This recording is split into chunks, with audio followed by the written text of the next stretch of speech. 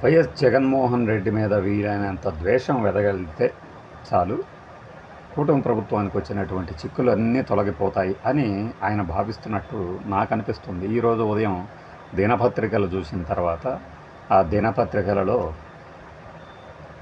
ఆయన పిచ్చాపాటీగా మాట్లాడారు. ఆ మాట్లాడిన దాంట్లో పైగా ఎక్కడ బయటికి పిచ్చాపాటీగా చిట్చాట్లో తెలంగాణలో 6గురిని చంపేసినటువంటి సైకోకి జగన్మోహన్ రెడ్డి వ్యక్తిత్వం, మనస్తత్వం అలాంటిదే. ఇంకేమనాలి మరి వీళ్ళని? ఒక వ్యక్తిని క్యారెక్టర్ అసాసినేట్, విమర్శ వేరు, వ్యక్తిత్వ హననం వేరు అని 2 రోజుల క్రితం వాక్కురుచ్చారు, శుద్ధులు చెప్పారు. పత్రికలు కూడా శ్లాఘించినాయి. ఆ పత్రిక కమ్ ఛానల్స్ కూడా ప్రశ్న ఏదో దాడి ఏదో తెలుసుకోకపోతే ఎలా అని బాధపడ్డారు. మరి దీనిని ఏమంటారు? జగన్మోహన్ రెడ్డి మీద ఎంత నీచమైన స్థాయిలో విమర్శలు చేస్తే అంత గొప్పగా మైలేజ్ వస్తుందని కింద స్థాయి వాళ్ళు అనుకుంటే అనుకోవచ్చు. పెద్ద స్థాయిలో వాళ్ళు మమ్మల్ని చూస్తారు, గుర్తిస్తారు, పదవులు ఇస్తారు, భలే భలే యాక్టివ్గా ఉన్నావు నువ్వు అంటారు. మరి రాష్ట్ర అధినేత, ప్రభుత్వాధినేత ఇలాంటి విమర్శలు, ఇలాంటి పోలికలు తీసుకొస్తే ఏమనాలి? ప్రభుత్వం మీద అసంతృప్తి ఉన్న వాట నిజమే. ప్రభుత్వం మీద మంచి పేరు ఉంది, కానీ ఎమ్మెల్యేల మీద అసంతృప్తి ఉన్నది అని రాయలసీమలో వారు చెప్తే, అక్కడే కాదు మొత్తం అలానే ఉన్నది, చాలా చోట్ల అలానే ఉన్నదని ఉదాహరణతో వివరించుకున్నారట. వారికి వీరు, వీరికి వారు. మరి దాన్ని ఎలా పోగొడతారు? దీనికోసమే ఎమ్మెల్యేలకి ఓరియంటేషన్ కార్యక్రమం ఆగస్టులో చేస్తారట. మాకు వారు ఇచ్చే 2 రోజుల ఓరియంటేషన్ బదులు లైఫ్ సెటిల్ అయ్యే ఓరియంటేషన్ మా దగ్గర ఉన్నాయి కదా అని వీళ్ళు అనుకుంటారు. ఎమ్మెల్యేల మీద ఎందుకు అసంతృప్తి ఉంటుంది? వాళ్ళు చేసే పనుల మీద ఎందుకు అసంతృప్తి ఉంటుంది? అది ప్రభుత్వం కాదా? వాళ్ళు ప్రభుత్వంలో భాగం కాదా? సరే, దాన్ని నివారించడానికి ఓరియంటేషన్ ఏంటి? గొడ్డలి పార్టీ అని ఒక పేరు పెట్టడం, తల్లిని నెట్టేశాడు, తండ్రి సమాధులకు పూజ చేస్తాడని విమర్శలు చేయటం. ఇలా చేస్తే జనమంతా భలే మాట్లాడారు, ఈ ప్రభుత్వం మాకు ఎనలేని హామీ, ఎనలేని మేళ్ళు చేస్తుంది అనుకోవాలి. అనుకుంటుందనేది వీళ్ళ నమ్మకమా? మనము ప్రతి అంశంలో కూడా కుట్ర కోణం తీసుకొచ్చి అబాసు పాలయ్యాము.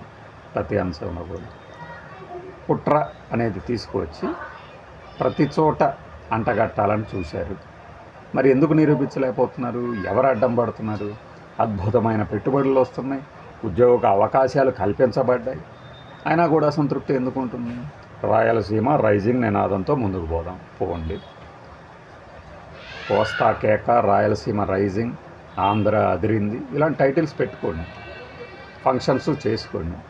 కానీ హేట్రేట్ని ప్రోత్సహిస్తూ ఒకవైపు అదే ప్రత్యర్థి పార్టీ అదే పని చేస్తుందని చెప్పడం ఎంతవరకు సబబు? రాష్ట్ర అధినేత ఇలాంటి విమర్శలకు దిగజారటం ఏంటి? దాన్ని అదే కదా అనాల్సిందే. అంటే అన్ని రోగాలు, సర్వపాపాలకి మనం అన్ని రోగాలకి ఒకటే మందు, జిందా తెలిసిమాత అంటారు కదా ఒక సరదాగా. అలా ఏ సమస్య వచ్చినా జగన్మోహన్ రెడ్డి మీదకి తోసేసి జగన్మోహన్ రెడ్డి మీద విమర్శలు చేసేస్తే వీలైనంత నీచమేస్తా. ఎక్కడేం జరిగినా కూడా కిమ్ లాంటోడు జగన్, ట్రంప్ లాంటోడు జగన్, తాలిబాన్ లాంటి వాళ్ళు వైఎస్ఆర్సీపీ వాళ్ళు, ఇలా అనగానే మిగిలిన వాళ్ళందరూ చక్కగా పరిపాలిస్తూ స్టిక్కర్లు వేసుకుంటారు అనుకుంటున్నారా? అలా అనుకోబట్టి ఈ 2 ఏళ్ల నుంచి జరిగింది అదే కదా. మరి అయినా అసంతృప్తి దేనికి? ప్రజల్లో అసంతృప్తి దేనికి ఉంటుంది? పైగా ఆయన ఎవరో ఒక చైర్మన్, ఏదో కార్పొరేషన్ చైర్మన్, ఆయన చెప్పారు ఈ 2 ఏళ్లలో అప్పులు తీసుకొస్తూ ప్రతి ఇంట ఆనందాలు హరివిల్లు నింపాము అని. ఆనందాల హరివిల్లు నింపితే అసంతృప్తి దేనికి ఉంటుంది? సర్ర అయిపోయిన తర్వాత స్థానిక సంస్థల ఎన్నికలకి తెరలేపుతారట. సెప్టెంబర్, అక్టోబర్లో పెట్టేసి ఏం తెలుస్తుంది కదా. చూడబోతున్నాం కదా మీడియాలో ఆ నామినేషన్లు కానీ, ఆ తర్వాత ఆ ప్రక్రియ కానీ చూస్తాం కదా. ఇలా ఉన్నా కూడా అంటే ఎన్ని గెలిచినా మళ్ళీ టూ ఇయర్లీ టూ కామెంట్, అంటే చాలా ముందు ఉంది. అయినా కూడా ఇన్ని గెలిచామంటే మనమే గొప్ప అని చెప్పాలి. ఎవరు గెలిచినా, ఈ పార్టీ గెలిచినా, ఆ పార్టీ గెలిచినా. అంటే ఏకైక పాపాల భైరవుడు జగన్మోహన్ రెడ్డి. పాపాల భైరవుడు అనే పదం ఎక్కడ వాడతాడంటే, ఎవరు ఏం చేసినా సరే అన్నీ తీసుకెళ్ళి ఒకళ్ళ మీద తోసేస్తారు. అన్నీ అతని మీద వేసేస్తారనమాట. పాపాల భైరవులు అంటారు అట్లాంటి వాళ్ళు. యాక్చువల్గా పాపాల భైరవులు అంటే అసలు అర్థం వేరుగా ఉంటుంది. అది మీరు డిక్షనరీలో చూసి అర్థం చేసుకోండి.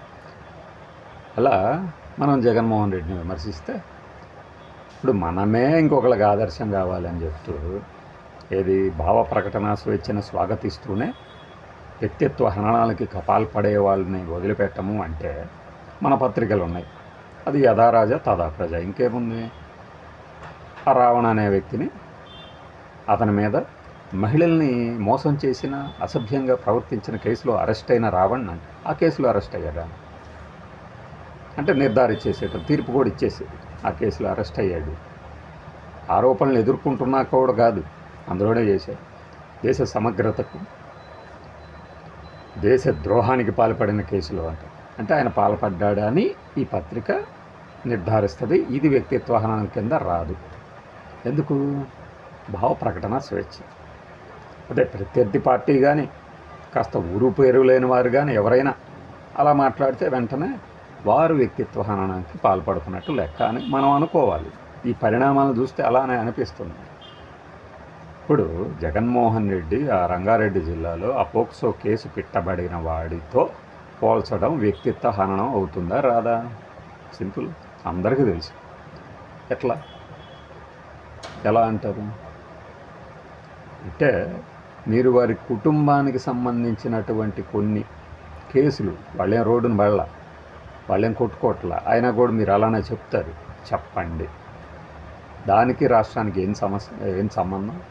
రాష్ట్రంలోని సమస్యలకి ఆ కుటుంబ కోర్టుల్లో ఉన్నటికి ఏంటి సంబంధం? అంటే వాళ్ళకి షర్మిల గారికి జగన్మోహన్ రెడ్డి ఆస్తి సగమో మొత్తమో ఇచ్చేస్తే రాష్ట్రంలోని సమస్యలను తీరిపోయినట్ట. వివేచన ఇంకేమనాలి దానికి మించి? ఇది అన్నిటికీ ఒకటే సొల్యూషన్. ఒకవేళ అనుకుందాం జగన్మోహన్ రెడ్డి పార్టీనే లేదనుకుందాము, అప్పుడు కూడా ఇవే మాటలు మాట్లాడతారు. ఇప్పుడు కూడా లేదు కదా జగన్మోహన్ రెడ్డి పార్టీ. 11 మంది ఎమ్మెల్యేలే కదా. మీ అభివృద్ధిని వాళ్ళు ఎలా అడ్డుకుంటారు? ఈ 2 ఏళ్లలో అసలు 11 మంది కాన్స్టిట్యుయెన్సీలు ఎలా ఉన్నాయో జనాలకు అవసరంలా, వాళ్ళకి అవసరం ఉందో లేదో కూడా తెలియదు. మిగిలిన 164 నియోజకవర్గాల్లో మీరు చెప్పిన మాటలు కాకపోతే జగన్మోహన్ రెడ్డి పార్టీ తాలూకు చెప్పిన వాళ్ళ మాటలు ఏమైనా చెల్లుబాటు అవుతున్నాయా? అసంతృప్తి దేనికి వస్తుంది? వీళ్ళ వల్ల వస్తుందా? వీళ్ళు చేసే పనుల వల్ల పాపం మిగిలిన 164 నియోజకవర్గాల్లో వాళ్ళకు బాధపడి నాకు ఈ ప్రభుత్వం వద్దు అనుకుంటున్నారా? ఏంటి అసంతృప్తి? గుడ్డలి పార్టీ తాలూకు విధి విధానాలని సోషల్ మీడియా వేదికగా ఎండగట్టాలి. ఇప్పుడు చేస్తుంది ఏంటి మనం? అది కాదా?